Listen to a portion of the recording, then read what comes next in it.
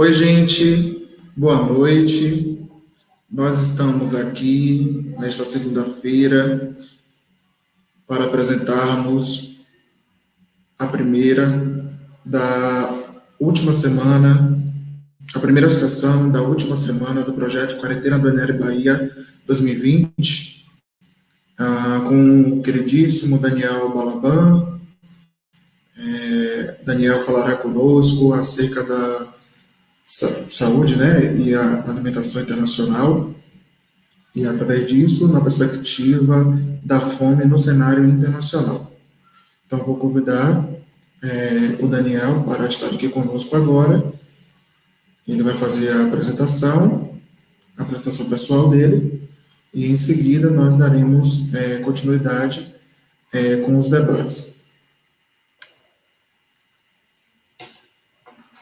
Olá, senhor Daniel, Olá. Boa noite. Boa noite, Yuri.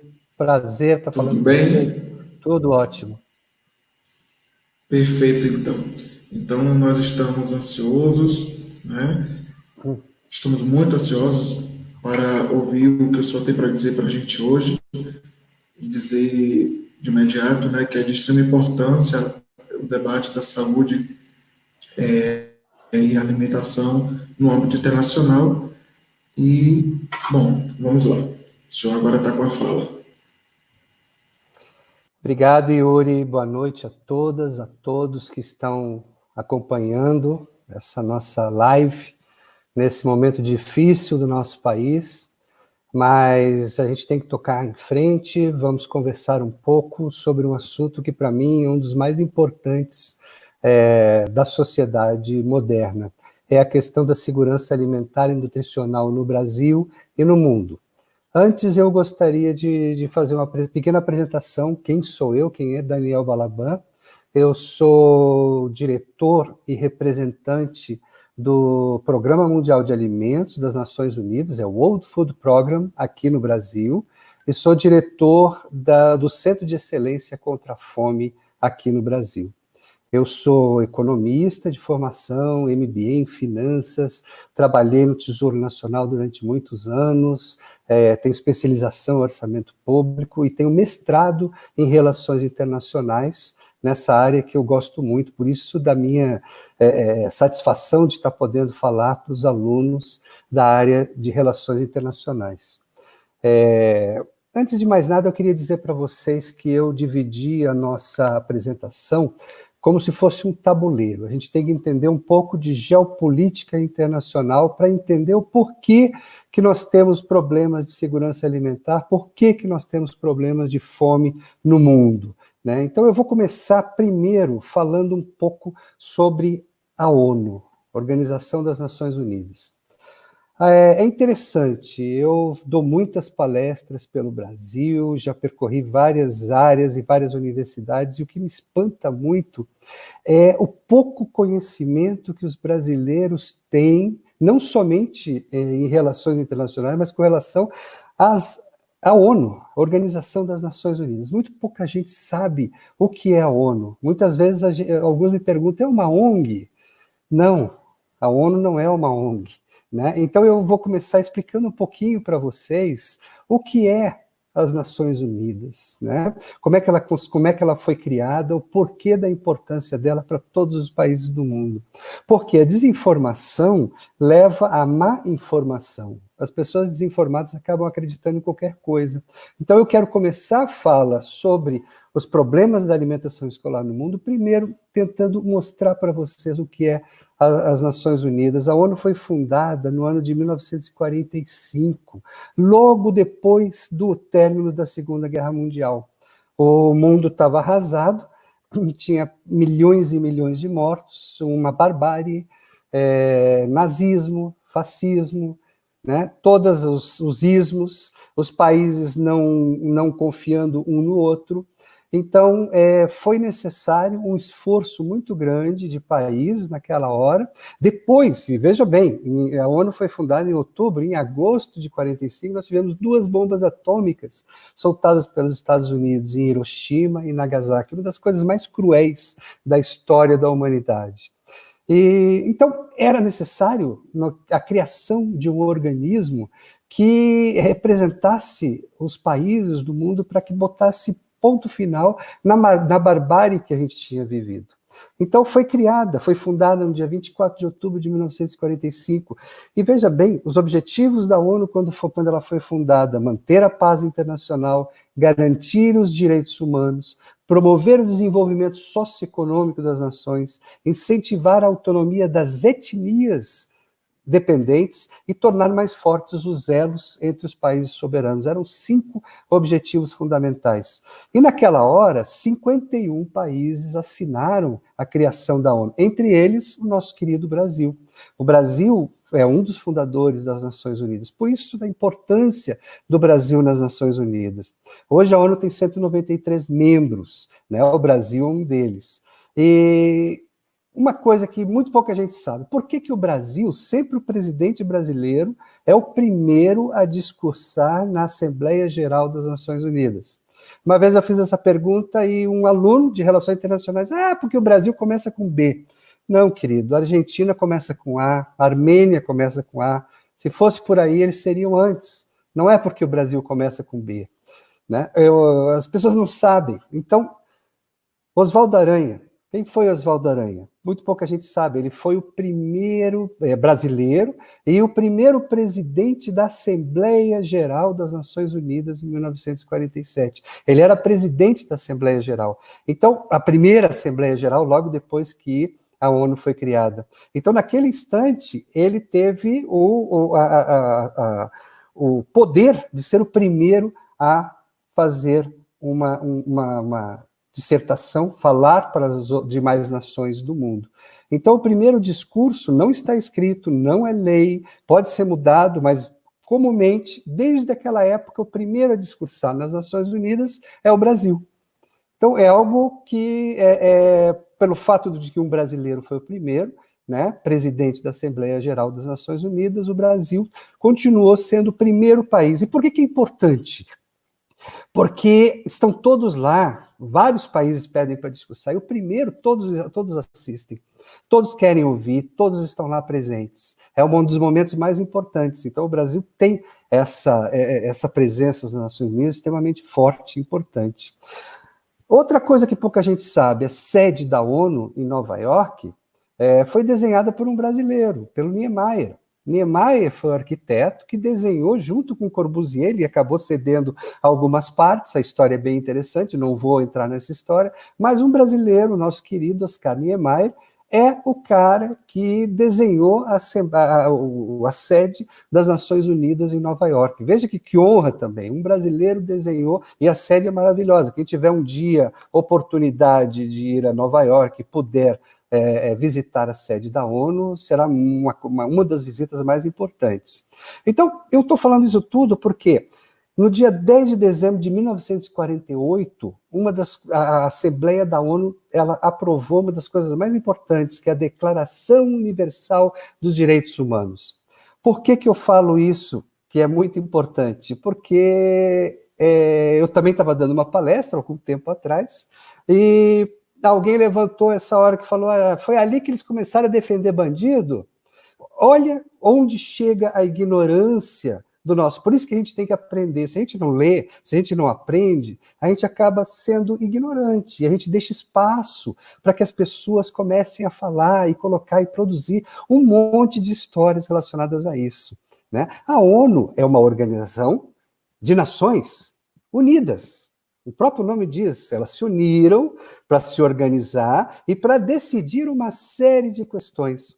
A Declaração Universal dos Direitos Humanos é uma das declarações mais bonitas que existem. Então, eu também conclamo, acho que todo estudante de Relações Internacionais deveria ler essa declaração. É fácil de ler, é rápido de ler, e ela está disponível a 2 toques de um Google. Está lá disponível para quem quiser ler.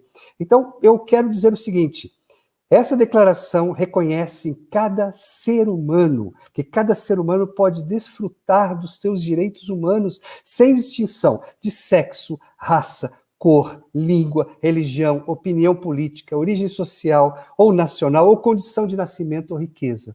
Ou seja, coloca todos. Por que isso foi importante? Porque até ali o mundo não se reconhecia como igual. Existiam países que se achavam melhores do que outros. Existiam os nazistas, que eram arianos, diziam que sua raça era a única raça pura no mundo. Então vejam como que a gente vivia numa situação, né? E isso jamais acontecerá de novo, espero, né? Então, para a gente não repetir os erros do passado, a gente tem que conhecê-los. Se a gente não os conhece, a gente acha que está inovando. Não. Ser racista é algo antigo. É algo que já passou de moda. É algo que nunca deveria ter existido. Então, nós temos que aprender com esses erros do passado para não cometer esses mesmos erros no presente e no futuro. Por isso que é importante que a gente defenda a Declaração Universal dos Direitos Humanos para todos. Eu sou humano. Essa declaração é para mim. Ela é para você. Ela é para nós. Ela não é para bandidos. Então, se alguém falar essa história de que isso é para defender bandidos, fale que nós somos humanos. Se nós somos humanos, é uma declaração para nós, para todos. Não aceite esse tipo de besteira que é dita ao tempo todo por várias pessoas, inclusive em poder de comando em várias partes do mundo. Não aceite isso. Então, só para que vocês entendam, as palavras mais utilizadas na Declaração Universal dos Direitos Humanos das Nações Unidas, que foram assinadas por todos os países, as palavras mais utilizadas são amor, solidariedade, liberdade, tolerância, igualdade e fraternidade.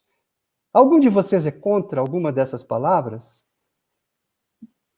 Então, se alguém é contra a Declaração Universal dos Direitos Humanos, diria: eu sou contra o amor, eu sou contra a solidariedade, eu sou contra a liberdade, eu sou contra a tolerância, eu sou contra a igualdade, eu sou contra a fraternidade. Se você não é contra, você tem que defender a Declaração Universal dos Direitos Humanos. Dito isso, a gente vai para a nossa segunda parte. Eu trabalho no Programa Mundial de Alimentos, que é o World Food Program. Se ninguém no Brasil conhece a ONU, imagina conhecer o que é o World Food Program. Muito bem, vou explicar. É simplesmente a maior agência das Nações Unidas. Sério, vocês não sabiam disso, né? Pois bem, é a maior agência humanitária, é a que tem mais gente trabalhando, é a que tem mais recursos, é a que tem mais poder. Por quê? Porque é a agência que está presente em todas as partes do mundo onde há pessoas passando necessidades. Então, ela tem que estar presente com rapidez, porque a fome não espera. Então, só para vocês terem uma ideia, o WFP, World Food Program, ele atua em mais de 80 países. Ele tem, agora, nesse instante, 5.000 caminhões levando comida ao redor do planeta. Tem 20 navios, tem mais de 100 aviões, tem carros anfíbios que atravessam qualquer parte para conseguir chegar. Então, é aquela agência que consegue fazer chegar alimento a quem precisa, não importa onde esteja, nas situações mais difíceis. E que não pode demorar ficar conversando, discutindo. Não, tem que agir. É uma agência que age, que está presente e que não tem tempo para ficar fazendo muita propaganda. Por isso que vocês não conhecem o World Food Program, a maior agência das Nações Unidas. Mas é bom que vocês comecem a conhecê-la, porque ela é extremamente importante para salvar vidas. Se não existisse o WFP, muita gente já estaria hoje, se hoje nós temos muita gente passando fome, já teríamos quintuplicado este número ao redor do mundo. E principalmente os conflitos. Então, para que vocês entendam, o WFP está presente na República Democrática do Congo, né, que é um país muito pobre do oeste africano, no nordeste da Nigéria, onde tem o Boko Haram, aquelas áreas mais afetadas. Eu estou falando hoje todas as presenças mais fortes, com mais recursos e com mais. O Sudão do Sul, a Síria, o Iêmen, né? E hoje é a principal agência, junto com a OMS, para tratar as questões relacionadas ao Covid ao redor do mundo. Então, nós estamos ajudando países do mundo a conseguirem os produtos para tratarem a pandemia, junto com a OMS. Né? Então, veja bem, talvez vocês também não saibam. Vamos lá, mais uma coisa interessante. Um campo de refugiado. O que é um campo de refugiado? A gente imagina que sejam aqueles países, já vi na televisão, bota ali aquelas barracas, aí os refugiados ficam lá dentro e tudo. Exatamente, é isso aí. Só que vocês sabiam que tem campos de refugiados no mundo com 1 milhão de pessoas? Vocês imaginam isso?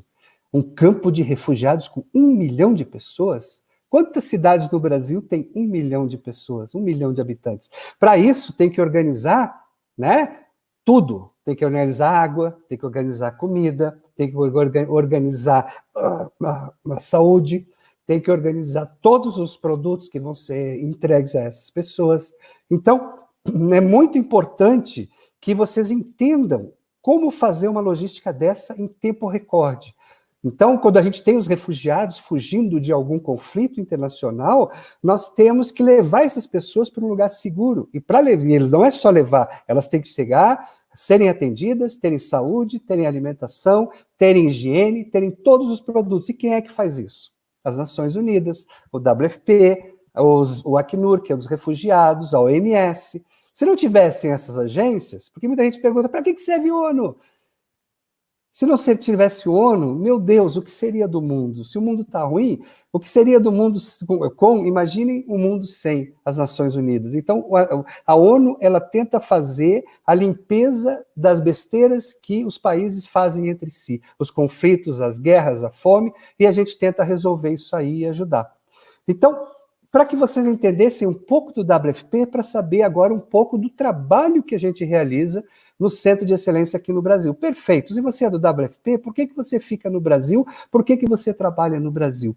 Porque nós ajudamos países, o meu escritório ajuda países em desenvolvimento, na África, na Ásia, na América Latina, a criarem políticas públicas para que não precisem mais depender da ONU no futuro.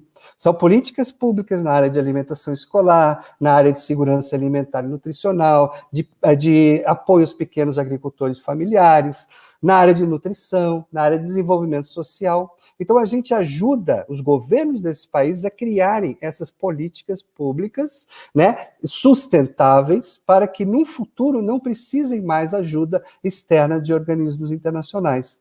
Nós trabalhamos, como eu disse, na África, Ásia, América Latina, e o nosso trabalho está sustentado em 4 pilares muito importantes que eu vou deixar aqui para vocês. Primeiro é assessoria técnica, mostrar para esses países como proceder, como criar as instituições, como organizar todo esse procedimento dentro da esfera pública. O segundo é promoção de parcerias. Esses países todos precisam de parceiros para que eles possam se erguer. Ninguém se ergue sozinho, todos precisam de parcerias. Então, nós promovemos parcerias. Nós fazemos serviços de advocacy. O que é advocacy? Advocacy é um termo em inglês, mas que eu poderia dizer convencimento, tentar mostrar da importância daquele trabalho.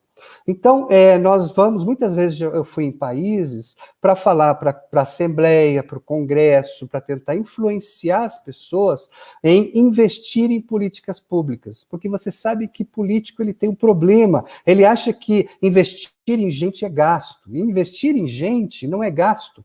É um investimento, o próprio nome diz, investimento, tem retorno, tem um retorno social e um retorno econômico. Eu sou economista e a gente começou a calcular em termos de grana, dinheiro, quanto que custa a fome, quanto que custa a pobreza, quanto que isso custa para um país. Isso sim é um custo.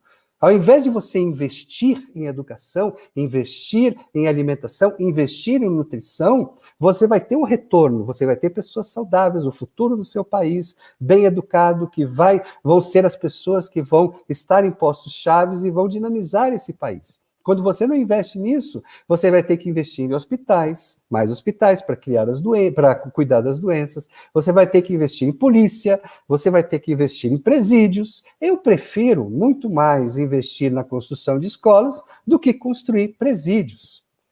Pior que tem gente que prefere construir presídio, mas eu, se perguntasse para mim, eu prefiro construir escolas e universidades, ao invés de construir presídios e delegacias de polícia. É questão de escolha, né? Mas vamos em frente. Hoje, o Centro de Excelência, o nosso trabalho, apoia mais de 30 países. É um apoio contínuo. tá? Da África, da Ásia e da América Latina. Nós temos 18 países que já desenvolveram políticas de alimentação escolar baseada no Programa de Alimentação Escolar Brasileiro, que é um dos maiores do mundo, é um dos mais belos programas de alimentação escolar do mundo, e hoje ele serve, inclusive, de paradigma, né, de exemplo das Nações Unidas de como se deve construir um programa de alimentação escolar. Por quê? Porque ele atende todas as escolas públicas do país, ele é um programa universal e que todas as crianças, independente se é meu filho ou filho de uma outra pessoa com menos renda, todos têm direito a receber, né, os alimentos sem precisar pagar por eles. E nós somos um dos poucos países do mundo que faz isso. Os Estados Unidos não tem um programa universal de alimentação escolar gratuito. Na Europa, vários países não têm. E hoje, vários países africanos estão criando, graças ao modelo brasileiro. E isso custa muito pouco. O custo é muito pouco perto do retorno do investimento, e principalmente a compra do pequeno agricultor familiar. O nosso programa é ligado à compra direta do pequeno agricultor familiar, dinamizando o homem do campo, dinamizando a sua produção, ajudando ele e a sua família a conseguirem um pouco mais de recursos. Ou seja, é uma política pública de sucesso, né? E isso vocês vão ouvir quando vocês lerem, quando vocês lerem ou tentar se informar um pouco mais, vocês vão ver que é um dos programas de maior sucesso internacionais, é o Programa de Alimentação Escolar Brasileiro. Dito isso, falei da ONU, falei do WFP, que é a agência que eu trabalho, falei do Centro de Excelência, que nós dirigimos. Eu vou agora falar um pouco com vocês sobre a fome no mundo. Nós estamos no ano de 2020, né? Eu, quando estava lá pelos anos de 1980, mais ou menos, 80 e poucos, eu estava entrando na faculdade, né? Finalizei meu curso no final dos anos 80, e eu imaginava, sim, o mundo, depois do ano 2000, 2010, 2020, tipo os Jetsons, né? Carros voadores, né? Com acesso a tecnologias, casas lá em cima. E o pior é que tudo aconteceu. Os Jetsons, tudo que tem nos Jetsons aconteceu. Uma coisa que os Jetsons não previram foi a desigualdade social, que iria continuar e que iria se agravar. Hoje nós temos no mundo 821 milhões de pessoas que têm fome crônica, ou seja, passam fome. Elas não têm o que comer. São 4 populações do Brasil. E cada uma dessas pessoas tem uma face, cada uma dessas pessoas tem uma vida. A maioria são mulheres, a maioria são crianças. Os homens são minoria porque eles, quando veem que a situação está ruim, o que eles fazem? Caem fora. E deixam as mulheres com as crianças na pior situação. E eles acabam entrando em milícias, pegam armas, viram, né, aquilo que a gente já conhece, mais milícias, porque a fome leva, né, à desesperança. E a desesperança leva à guerra. E a guerra leva à fome. Ou seja, é um círculo vicioso que nós enfrentamos o tempo inteiro. Então, como é que a gente vai fazer? Hoje, 45% das mortes de crianças abaixo de 5 anos está relacionada à desnutrição. Vocês sabiam disso? Quase metade das crianças que morrem antes de completar 5 anos é por fome. Como é que a gente pode aceitar isso no ano de 2020? Como é que a gente pode achar que isso é normal? 2 bilhões de pessoas têm deficiência de micronutrientes. O que significa isso? Se alimentam mal. Não têm, né, as vitaminas e os nutrientes necessários, né, para a sobrevivência. Por mais que coma alguma coisa, ela vai acabar morrendo de alguma doença relacionada a isso. Então, são 2 bilhões de pessoas nessa situação, né? E o pior de tudo é que agora, com a pandemia e com as crises econômicas, esses números estão piorando. O WFP, que é a minha agência, analisou, que está sempre, né, o Programa Mundial de Alimentos, está sempre analisando a fome, existe um mapa virtual, quem quiser interessado, depois eu boto wfp.org, e você vai conseguir ver um mapa virtual, que é o tempo todo,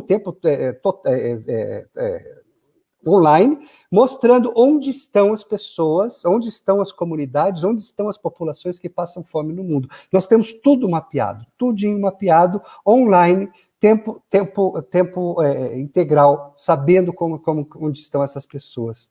E nós temos que fazer chegar alimentos a essas pessoas. Então, vocês vejam, somente por causa da Covid e da pandemia, nós estipulamos que mais de 30 milhões de pessoas podem morrer de fome nos próximos 3 meses. O que isso significa? 300 mil pessoas ao dia no mundo morrendo de fome. De fome. Mas aí a gente pensa, mas lógico, Malthus, economista, ele dizia que não ia ter comida para todo mundo, né? Porque as pessoas, progressão geométrica é comida, progressão aritmética, não vai ter comida. Ele errou. Nós temos comida no mundo para alimentar todo mundo e saciar a fome de todo mundo e muito bem. A nossa produção de alimentos mundial. Só o que o Brasil, tá, desperdiça de alimentos, só o desperdício, é aquela comida que nós jogamos fora, no Brasil, tá? Da nossa geladeira, do nosso prato, das produções que se perdem ao longo do caminho, dos caminhões, das feiras. Somente essa comida desperdiçada no Brasil alimentaria metade da África. São números, né? Eu, como economista, eu gosto de números, eu me baseio em números, em estatísticas. Quem quiser pode olhar, pesquisar e ver isso aí. O que se gasta e se desperdiça de alimentos no mundo daria para alimentar a população toda do planeta. Ou seja, nós temos alimentos. O que a gente não tem é capacidade de fazer chegar esses alimentos a todas as pessoas que precisam. Isso acontece no mundo. E no Brasil? No Brasil, nós estamos indo num caminho igual, infelizmente. Também estatísticas. No ano de 1990, vamos pegar aqui, 1990, até o ano de 2014 são 25 anos, não são 24, porque 90 também conta. Matemática. 25 anos. 71%, tá, da extrema pobreza saiu da extrema pobreza, das pessoas de extrema pobreza. 71%. Nós fomos capazes de, em 25 anos, tirarmos 71% da população de extrema pobreza do nosso país, ingressando na classe média. Maravilha. E aí, do ano de 2015 ao ano de 2019, também 5 anos, apenas 5 anos, 2015, 16, 17, 18, 19, nós conseguimos subir a extrema pobreza no nosso país em 73%. Ou seja, todo o esforço que nós tivemos em 25 anos, nós jogamos no lixo em 5 anos. Vocês sabiam disso? Todos esses números estão disponíveis. Vocês concordam com isso? Então, por que a gente não fala sobre isso? Por que as pessoas estão tão caladas e a gente não escuta isso? Né? Nós estamos voltando ao mapa da fome. O mapa da fome é um mapa que o WFP e a FAO fazem todo dentro do Estado de Segurança Alimentar do mundo, né? Então é um mapa onde existem países com fome, e o Brasil saiu desse mapa. Infelizmente, já está bonitinho nele de novo. Então, isso vocês vão aceitar? Eu não aceito porque eu acho isso uma vergonha muito grande para um país como o nosso, que tem alimento. Nós somos os maiores exportadores de alimentos do mundo. Nós exportamos para um monte de países, nós não podemos deixar a gente passando fome no nosso país. Isso é inconcebível. Mas vamos em frente. É possível acabar com a fome no mundo? Essa é uma pergunta que muitos me fazem. E eu digo, é óbvio que é possível. É lógico que é possível. Quem é que duvida disso? Ano de 2020, Jetsons. Nós criamos inteligência artificial, nós temos drones, nós temos chips poderosos, tecnologia 5G chegando amanhã, né? Viagens espaciais, interconexão, nosso celular aqui, estou aqui falando com gente, pode ser do Brasil ou de qualquer parte do mundo, né? Online. Como é que a gente conseguiu criar tudo isso? E aí você diz que nós não temos capacidade de acabar com a fome. Seria algo totalmente inconcebível, não é? É muito mais difícil você criar drones, chips, inteligência artificial do que você fazer um planejamento para que nós sabemos onde estão essas pessoas, nós foquemos nelas, nós façamos políticas públicas e nós acabemos com a fome. Por que isso não acontece? Porque não há vontade política, porque não há interesse político. Político não é o político da esquina, é em termos estrito senso da palavra. Não há interesse para que a gente acabe com a fome no mundo. É possível fazer? É. Agora eu vou dar um número para vocês. Outro número que vocês vão ficar realmente impressionados, né? Nós calculamos que para acabar com a fome no mundo até o ano de 2030, por que 2030? Os ODS, né? Vocês já devem ter ouvido falar, mas depois a gente vai falar um pouco. Se a gente investir até o ano de 2030, 130 bilhões de dólares ao ano, a gente consegue acabar com a fome no planeta. E esse dinheiro não é para dar comida para as pessoas, é para dar capacidade para que elas não precisem depender dos outros. É para criar institucionalidade para isso. Então, vejamos, 130 bilhões de dólares ao ano. Aí vocês me perguntam, porra, mas 130 bilhões de dólares ao ano é muito dinheiro. Realmente é muito dinheiro. Eu vou dar outro número para vocês. O mundo gasta, não investe, gasta todo ano, todos os países do mundo juntos, tá? Gastam todo ano 2 trilhões de dólares em exércitos, em bombas, em armas, em caças, em navios de guerra. 2 trilhões de dólares. Todo ano eles juntam 2 trilhões de dólares e investem nisso aí. Em bombas, em armas. Explodem, bum, ficam lindos, olhando aquilo maravilhados. 2 trilhões de dólares. Nós precisaríamos de menos, de fazer conta. Quem é que sabe fazer conta? 2 trilhões de dólares, 130 bilhões, dá menos do que 7%. Se nós hoje chamássemos todos os países do mundo e disséssemos, queridos, vamos tirar 7% do que vocês vão investir nos seus exércitos, 7%, tá? E vamos colocar para acabar com a fome no mundo. 7%. Não, a gente não está falando de acabar com o exército. A gente não está falando em acabar com as bombas, os mísseis. Não estamos falando nada disso. A gente está pedindo 7% para acabar com a fome no planeta. É só isso. E aí eu pergunto, por que não fazem? Por que não se interessam por isso? Por que os países preferem continuar criando muros, criando mais armas para se defender, que eu não sei de quem, porque se um dia tiver um conflito, eu não vou estar mais aqui, vocês não vão estar mais aqui, o mundo não vai estar mais aqui. Todo mundo sabe disso. Não tem como ter conflitos, né, nessas proporções. Qualquer guerrinha que se inventar agora, acabou. Então, para que investir mais dinheiro nisso? É algo que a gente tem que discutir, tem que pensar. Nós, brasileiros, a gente não influencia muito porque a gente não participa desse debate.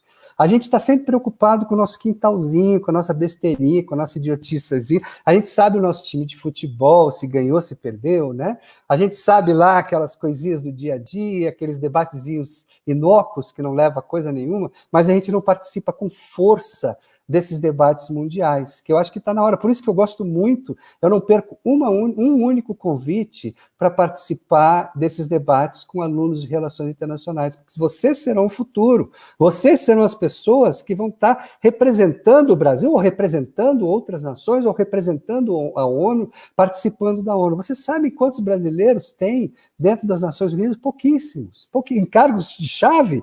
Pouquíssimos. Contamos nos dedos. Por quê? Porque os brasileiros, eles não aplicam, eles não vão atrás, eles não tentam, né, participar desse processo.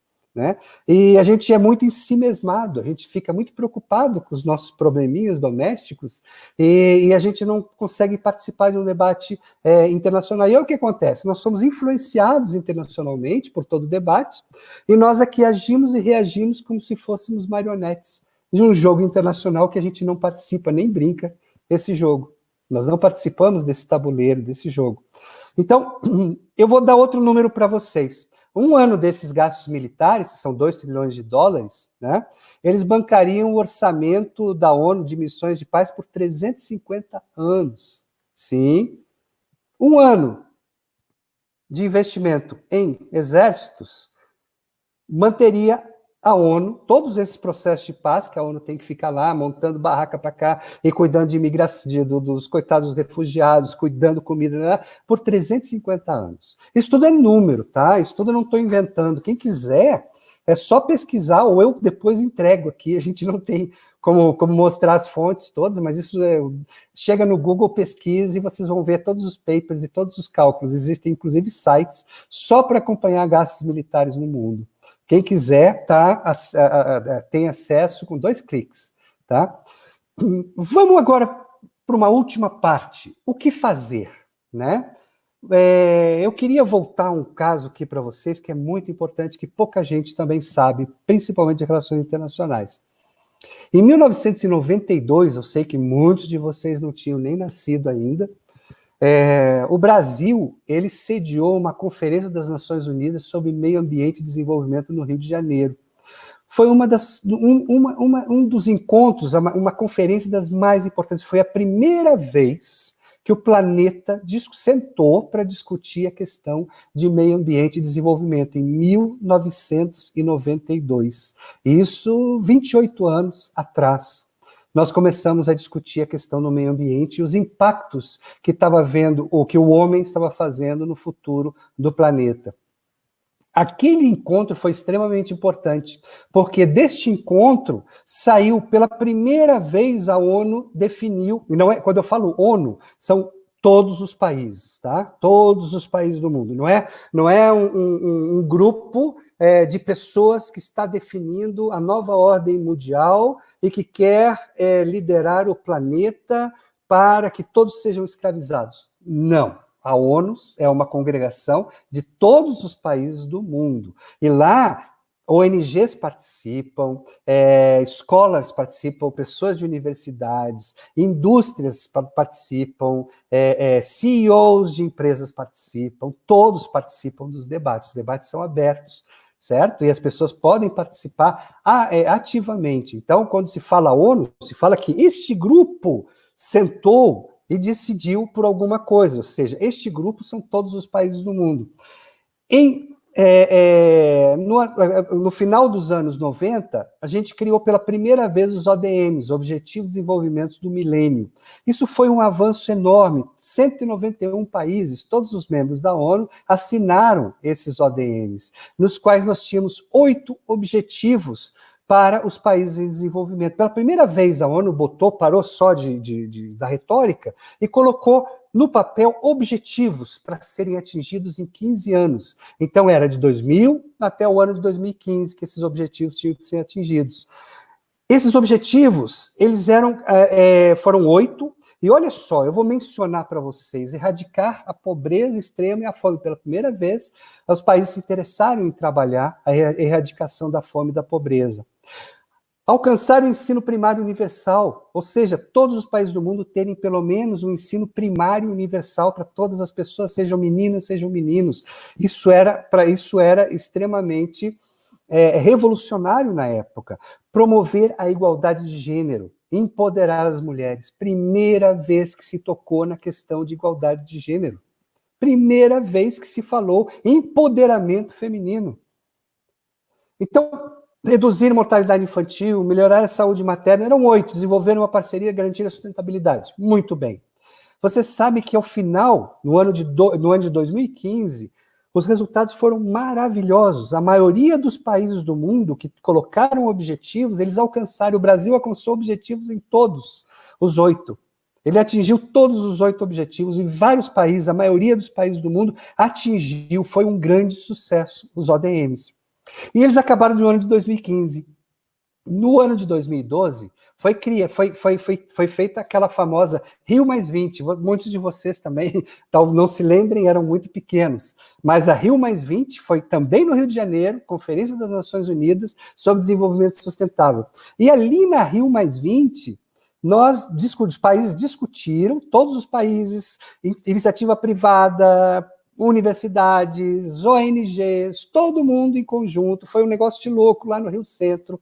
Quem quiser pesquise, eu participei, tive a oportunidade de participar ativamente de toda a cúpula, foi algo assim maravilhoso, e o Brasil sediando, o Brasil liderando mais uma vez esse processo. E dali saiu o embrião para os ODS, os 17 ODS, Objetivos de Desenvolvimento Sustentáveis, que foram criados a partir desta cúpula. Foi ali que se começou a discutir a criação dos ODS para todos os países do mundo. Então, os ODS têm 17 objetivos. Esses 17 objetivos são extremamente importantes. Eu até diria o seguinte, que tudo que o governante fosse fazer, ele deveria estar alinhado com alguns dos objetivos. Se você quer fazer alguma coisa no teu país e que não esteja alinhada com um desses 17 objetivos, é porque isso que tu está fazendo não tem importância nenhuma. Tá? Por que eu vou dizer isso? Nós temos 17 objetivos que contemplam tudo. Erradicação da pobreza, fome zero, energia, emprego, alterações climáticas, indústria, redução de desigualdades, a vida sobre a terra, a vida debaixo da água, né? Paz, justiça, instituições, consumo, cidades, igualdade de gênero, água limpa. Se você não consegue incluir a sua ação dentro das 17, porque essa sua ação não deveria existir. As pessoas conseguiram fazer, eles conseguiram contemplar dentro desses 17 objetivos praticamente tudo de importante que o mundo deveria fazer para chegar no ano de 2030. Ou seja, nós alinhamos isso. Nós temos objetivos para todos, nós temos 169 metas que foram conflagradas. O Brasil tem. Alguém sabe se o Brasil está atingindo essas metas? Alguém acompanha?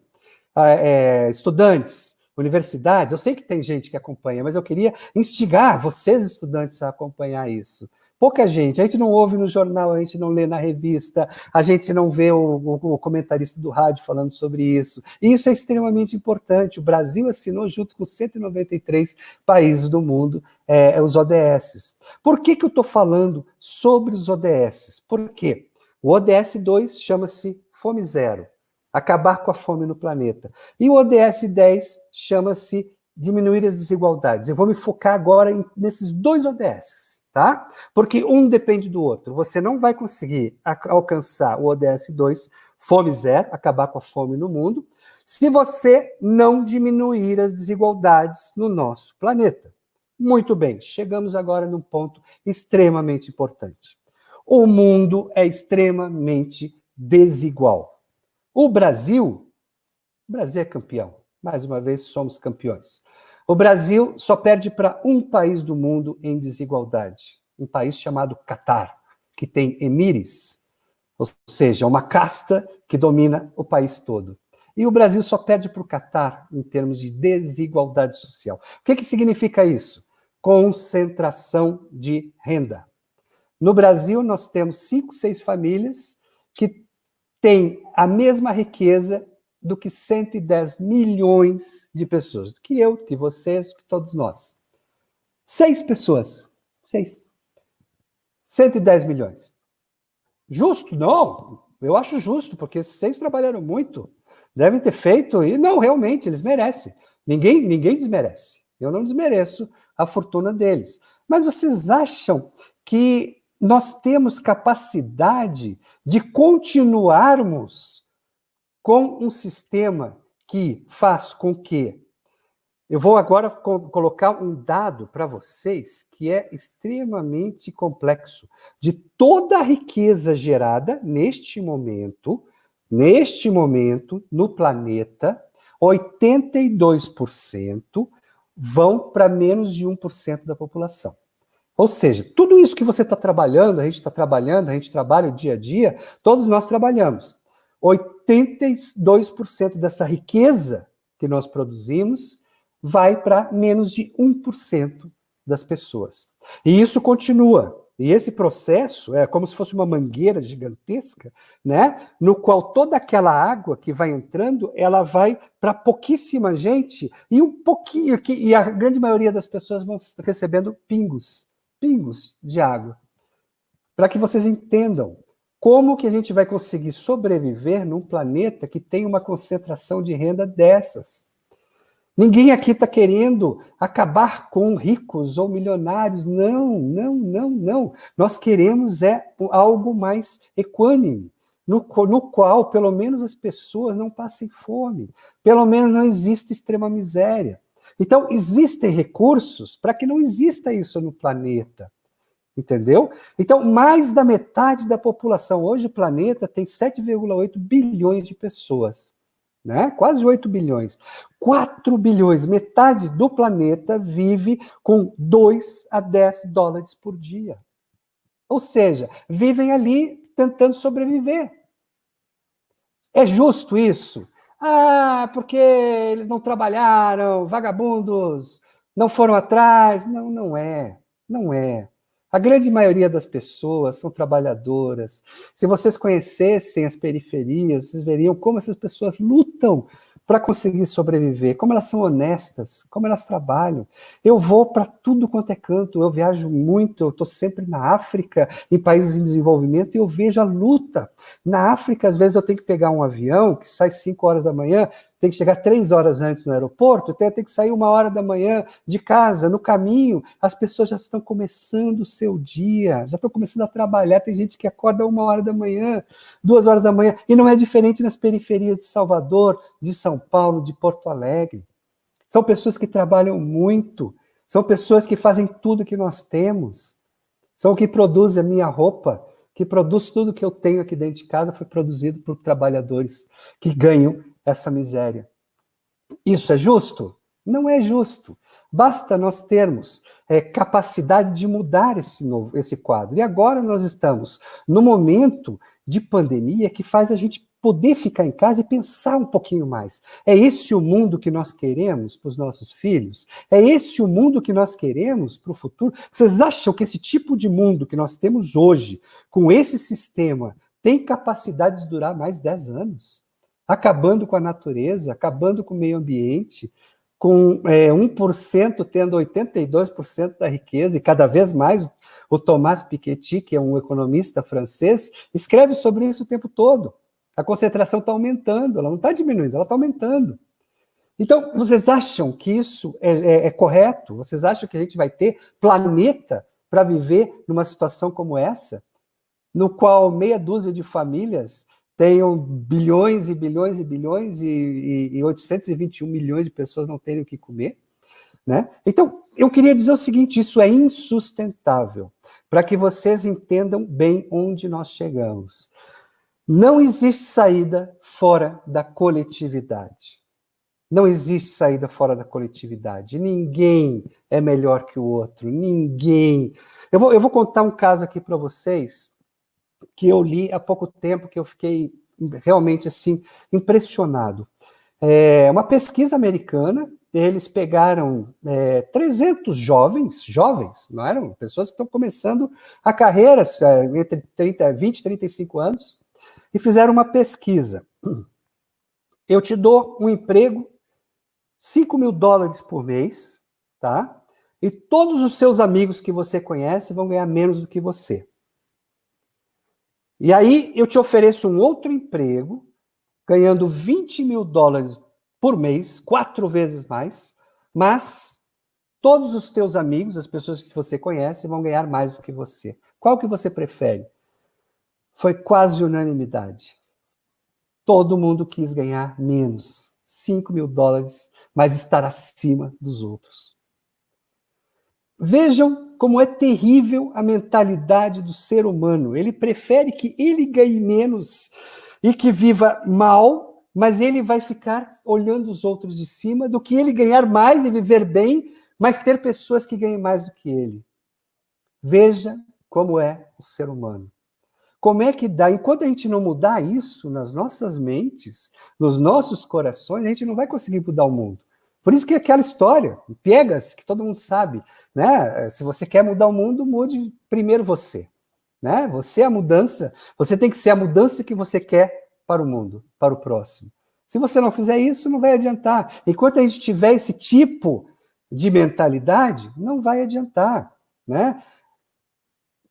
Nós podemos todos ganhar bem, todos ganhar juntos, mas para isso a gente tem que tirar esse veneno, nós estamos intoxicados.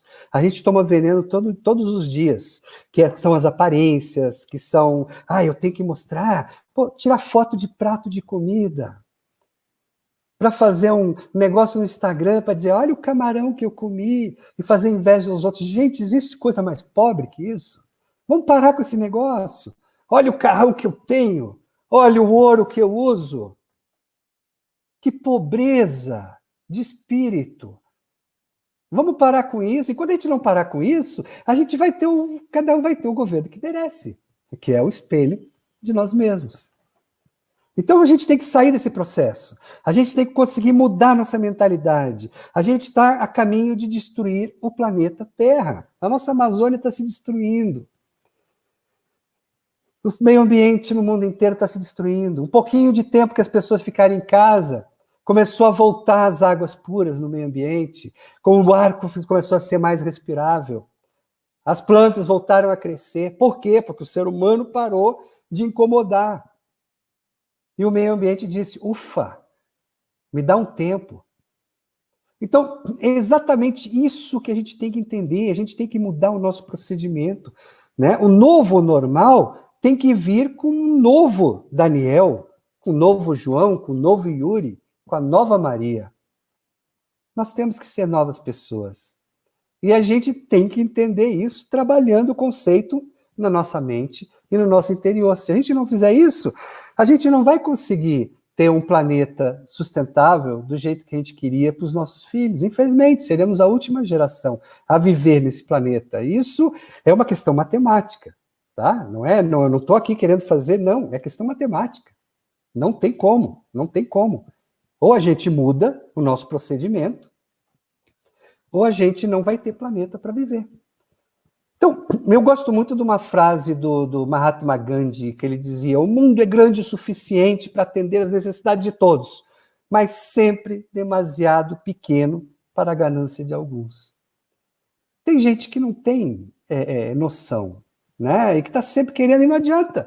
Eu conheço gente que tem muito, não usa e ele quer mais. Eu quero mais, eu quero mais. E é esse tipo de mentalidade que tem que mudar. Não estou aqui fazendo discurso para que todos sejamos iguais. Não, por favor. Tentem entender o que eu estou querendo dizer. Não dá mais para ter esses extremos. Não tem como ter esses extremos. Se a gente quer acabar com a fome no planeta, a gente tem que diminuir as desigualdades sociais. A gente tem que achatar essa curva, já que está na moda a questão da curva, a gente tem que achatar entre os mais ricos e os mais pobres. Então, para a gente conseguir atingir isso, não tem outra saída. É aquilo que um jovem hebreu dizia mais de 2.000 anos atrás: amar ao próximo, como a ti mesmo. Ter mais empatia. Se colocar no lugar do outro. Enquanto a gente não fizer isso, vamos continuar racistas, vamos continuar gananciosos, vamos continuar achando que eu venci por mim mesmo. Não existe ninguém que venceu por si só. Todos tiveram ajuda. Todos nós temos ajuda o tempo todo. Então, existe coisa mais cruel do que alguém dizer eu sou um self-made man? É uma mentira. E para a gente acabar com as mentiras, a gente tem que conhecer a verdade. Então, eu estou falando isso para vocês porque ou a gente cria um novo modelo onde todos caibam, né? Onde não haja mais fome, onde não haja mais extrema miséria, ou nós estamos fadados ao fracasso. Não existe milagre. Ou a gente muda, ou a gente fracassa. Eu vou lutar até o final das minhas forças por um novo planeta. Eu vou. Onde não haja mais fome, onde não haja mais injustiça social, onde não haja mais extrema pobreza. Eu acredito que é possível. Eu, pelo menos, acredito. E vocês, acreditam? Cabe a vocês trabalharem. Nós trabalharmos juntos. Eu agradeço o tempo todo que vocês estiveram aqui, certo? Nos acompanhando. Me falaram que eu teria que ler aqui as perguntas. Então, agora eu vou tentar... Não sei se alguém tem alguma pergunta, né? Muito bem. Eu vou ter que voltar, só vou ter que subir aqui para ver se tem algumas perguntas de pessoas. Eu acho que tem muita gente aqui. Ó, gente concordando, né? As pessoas em extrema pobreza e tudo mais. Falando sobre a África, aqui tem uma pergunta, né, sobre a África. Muito bem, aqui é a Ivete Carrascal. Ela faz uma pergunta sobre o WFP e a difusão. O WFP é uma agência que ela foi criada em 1961, por isso que o nome é Programa Mundial de Alimentos. Ela foi criada dentro da FAO, né? Ela era um programa dentro da FAO em 1900, dos anos 60, nós tivemos uma crise alimentar muito forte no planeta, então decidiram criar um programa dentro da FAO para ajudar humanitariamente essas pessoas que estavam passando fome, principalmente no Sudeste Asiático e na África. Então foi criado o Programa Mundial de Alimentos, o World Food Program, que o nome continua, hoje não é mais um programa, não, é uma agência, é a maior agência das Nações Unidas, não pertence mais à FAO, é uma agência dentre as 20 agências que compõem o sistema das Nações Unidas e que é responsável pela luta de acabar com a fome no planeta. Então, o WFP ele trabalha muito com questões humanitárias e levar comida a quem tem fome. O WFP está presente em mais de 80 países e ele é responsável por vários programas de alimentação escolar no mundo, principalmente nos países africanos. Muitos países africanos têm programa de alimentação escolar orientados e administrados pelo WFP. É o WFP que faz. O nosso papel daqui no Brasil, Centro de Excelência, é fazer com que o WFP não seja mais necessário. Eu sempre brinco que um dos trabalhos que eu tenho é fazer com que o WFP não exista mais nesses países. Os países não precisem mais do WFP, que eles criem as capacidades, que eles criem as políticas públicas, porque essas políticas públicas, elas são extremamente importantes. Cada dinheiro investido em programas sociais, esse dinheiro retorna para a economia do país. Isso foi mostrado no Brasil, o Brasil já mostrou isso. Né? É que existem aquelas pessoas, o vagabundo que recebe Bolsa Família vai receber... Gente, é o programa mais vitorioso que nós tivemos nos últimos anos. Bolsa Família, ele foi passado para vários países do mundo. O Banco Mundial, que é um organismo extremamente conservador, coloca o Bolsa Família como uma das suas linhas de frente para os países em desenvolvimento. Vamos ler um pouquinho mais, vamos nos instruir. Graças ao Bolsa Família, tirou várias pessoas da extrema miséria. E ele é extremamente importante, e é um dinheirinho mínimo que essas pessoas recebem, e elas ainda têm condicionalidade. Elas têm que manter as crianças na escola e manter a carteira de vacinação atualizada. Praticamente acabou com várias doenças que nós tínhamos no passado, graças ao Bolsa Família, que fez com que as mães vacinassem os filhos.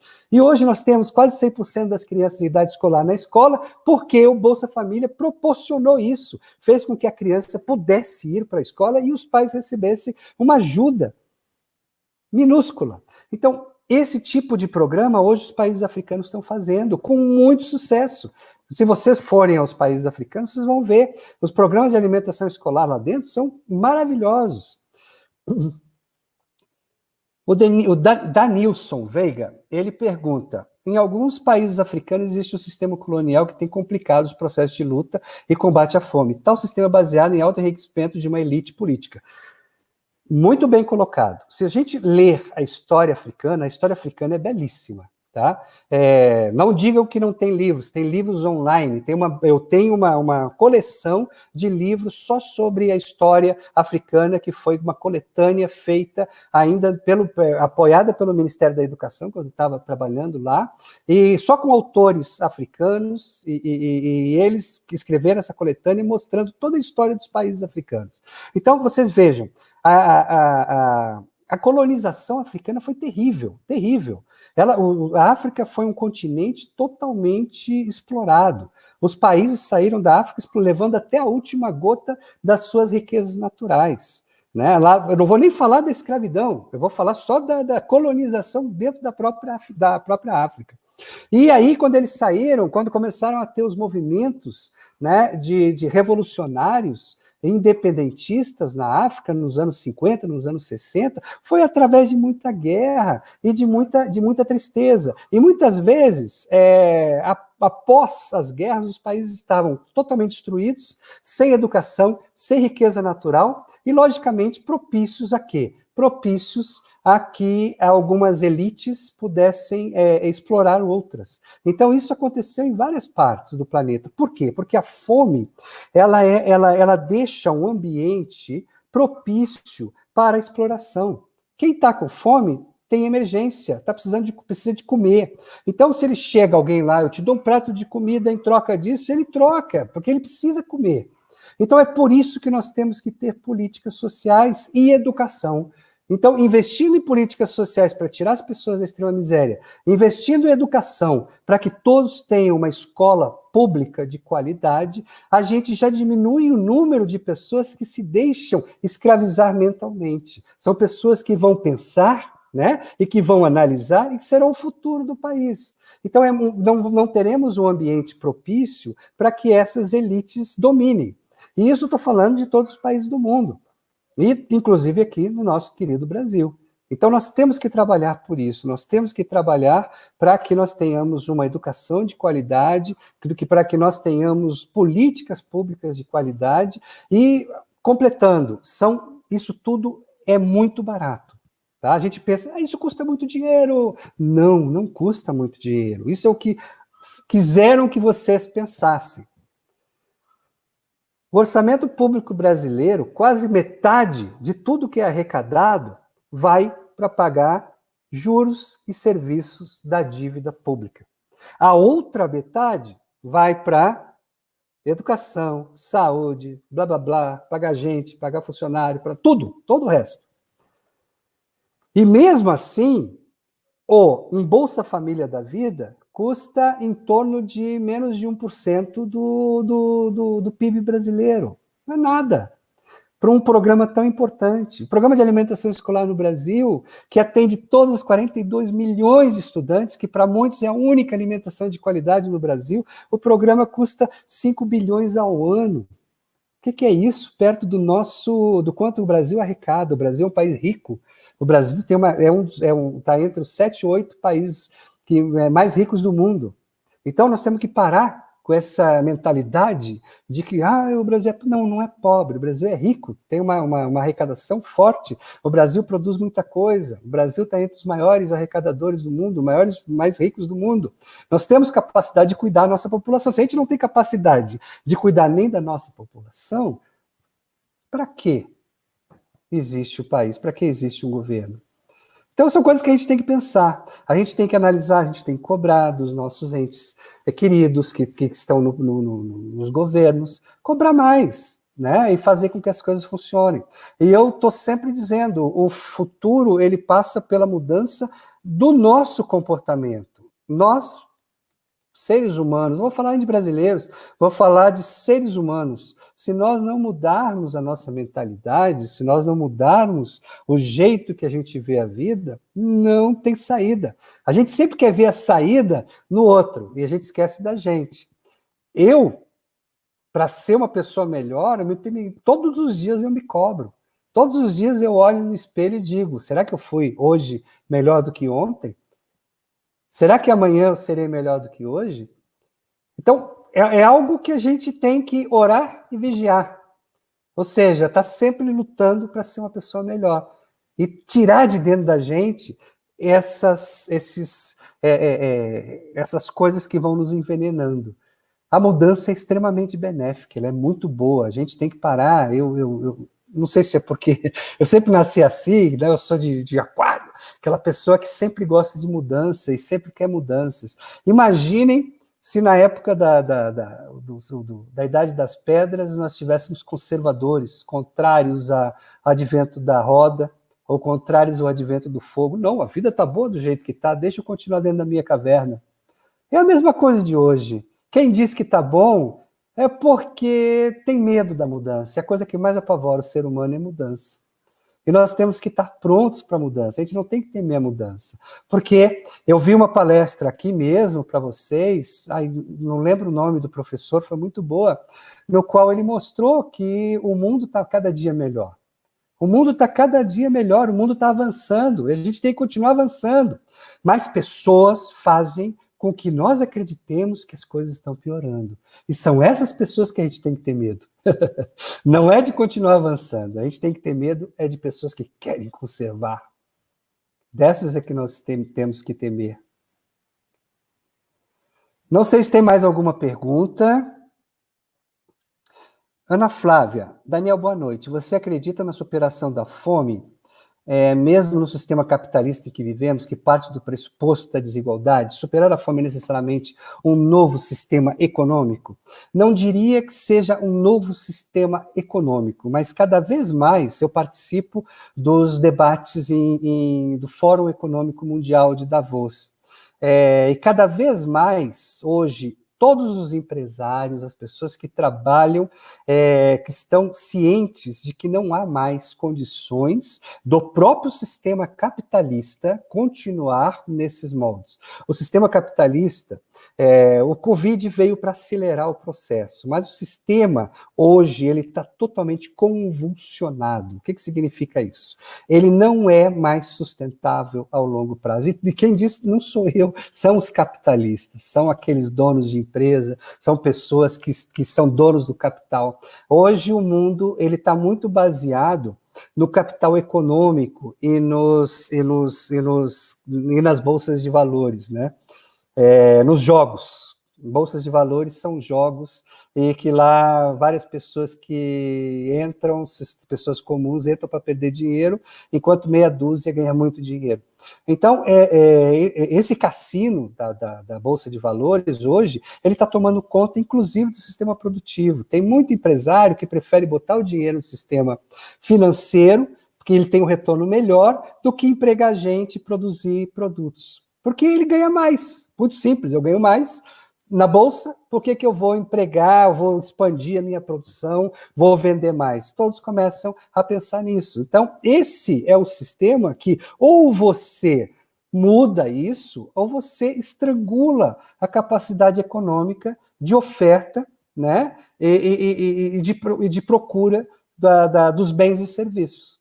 É muito simples, é uma questão hoje isso está bem claro. Só não fala para vocês aquelas pessoas que não querem abrir isso aí, né? Tem muito economista que ganha dinheiro com isso, então ele não vai falar isso, porque para ele está bom. Então ele diz, eu sou conservador, porque eu estou rico, estou ganhando dinheiro.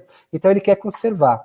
Mas não adianta, porque ele não é sustentável ao longo prazo, esse processo, esse sistema, e vai ter que ser mudado. Pode ser um sistema capitalista mais humano, no qual ele realmente retribua às pessoas aquilo que elas dão. Não dá mais para você ter costureiras na China, sei lá onde, lá na Ásia, trabalhando 20 horas por dia. Isso é o que acontece, né? E a grande maioria das empresas vão produzir lá, né? Porque praticamente a mão de obra é de graça. E aí os países ocidentais, ao invés de se rebelarem com isso, não, eles querem fazer aqui a mesma coisa que está sendo feito lá. Ou seja, não paga nada, te dá um prato de comida em troca do bem produzido. Isso não é sustentável, não é sustentável. Ninguém vai voltar a esse modelo. O mundo, ele cresce, ele vai evoluindo, e eu sempre gosto de dizer, num formato de uma sinoide.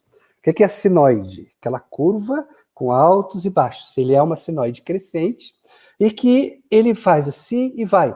Nós estamos agora naquele período de baixa. Então, sempre que a gente está num período de baixa da sinoide, a gente acha que está pior do que era antes. Não, nós estamos melhor do que éramos há 10 anos atrás, nós estamos melhor do que éramos há 20 anos atrás, nós estamos piores do que seremos daqui a 10 anos. Isso eu tenho certeza.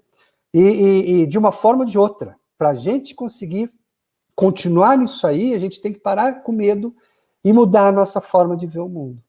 Se a gente fizer isso, poxa, a gente vai chegar lá. Newton, além de mudança de mentalidades, quais são medidas emergentes para a redução da fome nos países considerados vulneráveis, sobretudo no mundo? Eu trabalho muito com os governantes. Eu vou dizer uma coisa para vocês. Hoje eu tenho uma satisfação muito grande de trabalhar com líderes dos países africanos. A África tem 55 países. Eu conheço muitos daqueles países e tenho acesso a ministros, tenho acesso a presidentes, a primeiro-ministro. Às vezes eles até nos recebem, a gente consegue conversar. São todos, hoje a grande maioria são pessoas interessadíssimas em mudar, mudar o status quo, mudar a situação dos países. Se você pegar hoje e olhar os países que mais crescem no mundo, eles estão na África. Né? A Etiópia cresce a números chineses, quase 10% ao ano. A gente tem uma ideia de que a África só tem miséria? Não, lá é construção, lá é... No futuro vai ter uma classe média de mais de 1 bilhão de pessoas na África. Se eu fosse empresário, se eu tivesse fosse investir, eu nem pensaria 2 vezes, é que eu não sou capitalista empresário. Eu botaria minha empresa já para investir e para fornecer serviços e bens na África, porque lá as pessoas vão atingir a classe média, e a classe média é o que todo mundo quer, são alguém que consome. Toda pessoa de classe média vai querer se alimentar melhor, comprar geladeira, fogão, casa, viajar, bens, mais roupa. Então, é aquela história, é o boom, é lá que está. Né? E lá está crescendo muito, eles estão indo no caminho certo, e eles estão investindo em políticas públicas. É aquilo que eu falo sempre. Investir em políticas sociais é um investimento com retorno certo. É o melhor investimento que você pode fazer, que um governo pode fazer. Melhor que investir em debentures, em CDBs, em bolsa de valores. Invista no ser humano, que o retorno é garantido.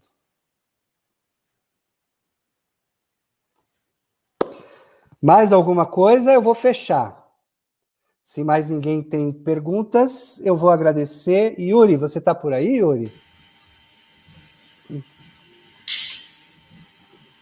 Olá, gente. Pronto, estou sim. Senhor Daniel Balaban, foi uma satisfação enorme te ouvir hoje. Falar sobre segurança alimentar internacional é de extrema importância, sobretudo neste período que estamos vivendo. A comissão organizadora do Enere Bahia gostaria de te agradecer, primeiramente, por ter aceito o nosso convite, né, e justamente falando de uma perspectiva no cenário internacional, trazendo inúmeras possibilidades, né, emergentes de mudanças. Nós, como internacionalistas e estudantes de relações internacionais, precisamos entender os contextos, né, para além da política externa brasileira. Então, fica aqui o nosso muito obrigado. Agora eu só tenho alguns minutinhos para fazer as considerações finais. E é isso. Muito obrigado, Yuri. Eu quero dizer que sempre que eu for convidado, eu vou estar com vocês. Eu acho extremamente importante o curso de Relações Internacionais. Foi o curso que eu escolhi para fazer o meu mestrado. Hoje nós temos que continuar estudando, ciência é imprescindível para que a gente não repita os mesmos erros, que a gente continue evoluindo. A gente tem que investir mais em ciência, investir mais em ciências sociais. Eu estudo por conta filosofia e sociologia o tempo inteiro, aprendo muito, eu quero morrer estudando, né? Aquela pessoa que diz que não precisa mais estudar, essa pessoa, ela está precisando voltar a estudar, né? A gente não pode nunca parar de estudar. E quando tiver o Enere presencial, se Deus quiser, no ano que vem, pelo que eu sei, em abril, por favor, me convidem que eu estarei lá com vocês. Um abraço a todas, a todos. Acreditem no ser humano. Boa noite. Boa noite. Antes de encerrar esta sessão, gostaria de dar alguns recadinhos, falar um pouco sobre a nossa programação da semana. Esta é a última semana da primeira edição do Quarentena do Nery Bahia e começamos hoje com o Daniel Balaban, falando sobre a temática de segurança alimentar internacional. Amanhã nós receberemos o senhor Jarbas Barbosa, falando sobre a Organização Mundial da Saúde e a Organização Pan-Americana de Saúde, desafios da saúde internacional e perspectivas pós-pandemia. Na quarta-feira, nós receberemos o senhor Paulo Abrão, falando sobre o papel da Comissão Interamericana de Direitos Humanos no contexto da pandemia do Covid-19 nas Américas. Na quarta-feira, nós atualizaremos a nossa programação da semana. Então, até logo, pessoal. Boa noite.